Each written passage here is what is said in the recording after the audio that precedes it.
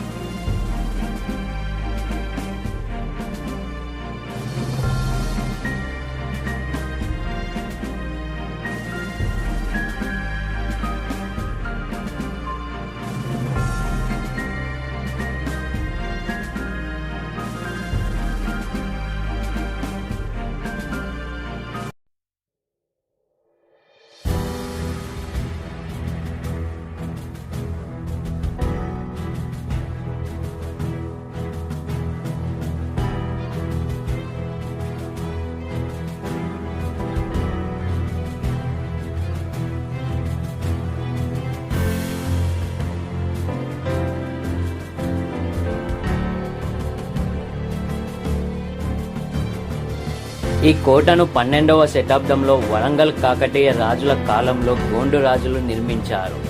16వ శతాబ్దం వరకు కోట నిర్మాణం కొనసాగిందని పురావస్తు పరిశోధన ప్రకారం తెలుస్తుంది. ఈ కోటను కేంద్రంగా చేసుకున్న గోండు రాజులు పాలన సాగించారని, కొంతకాలం వడ్డే రాజులు, రెడ్డి రాజులు కూడా పరిపాలించారని చారిత్రక ఆధారాలను బట్టి తెలుస్తుంది.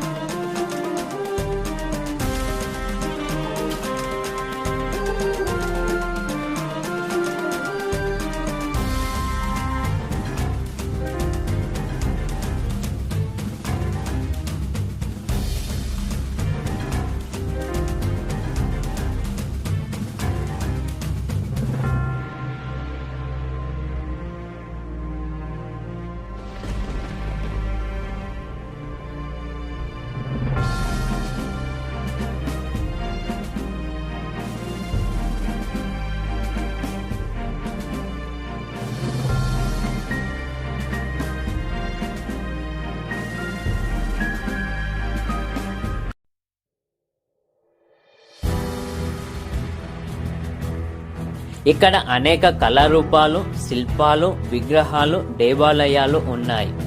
కోటపైకి దండెత్తి శత్రువుల రాకను తెలుసుకొని కోటలోని వారిని అప్రమత్తం చేసేందుకు ప్రత్యేక నిర్మాణం ఏర్పాటు చేశారు.